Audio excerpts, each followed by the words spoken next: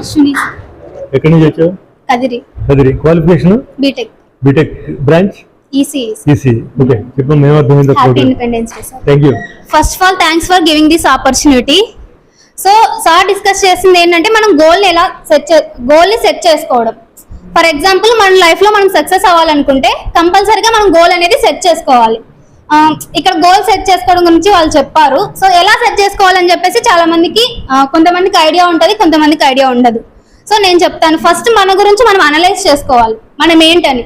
Next ఏ position లో ఉండాలనుకుంటున్నాం, ఎలాంటి persons తో మీట్ అవ్వాలనుకుంటున్నాం, ఎలాంటి ప్లేసెస్ కి వెళ్ళాలనుకుంటున్నాం.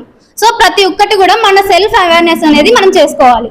ఇదంతా చేసుకున్న తర్వాత ఫర్ ఎగ్జాంపుల్ నువ్వు సెల్ఫ్ అనాలిసిస్ చేసుకున్నావు, బట్ నీకు ఇంకా ఐడియా రాలేదు. So SIT down with your friends and discuss what do you want. SIT down with your trainers and discuss what do you want.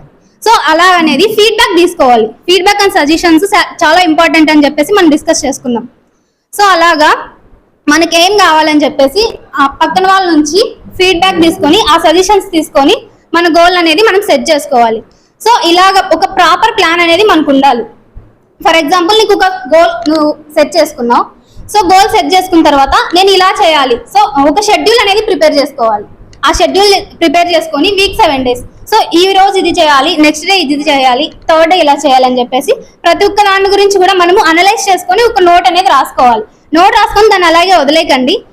ఒక వీకెండ్ కానీ ఒకసారి మనం ఏం రాసుకున్నాము, సో ఏం నోట్ చేసుకున్నాను అనేది నువ్వు ఒకసారి రీకాల్ చేసుకోవాలి. సో అలా చేసుకున్న తర్వాత మనం ఏం పాజిటివ్స్ ఉన్నాయి, ఏం నెగిటివ్స్ ఉన్నాయని చెప్పేసి ఆ నోట్లో మనకు తెలుస్తుంది.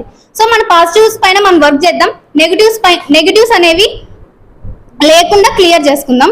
సో ఇలాగా మన గోల్ని మనం సెట్ చేసుకోవాలి. So happy independence day to all.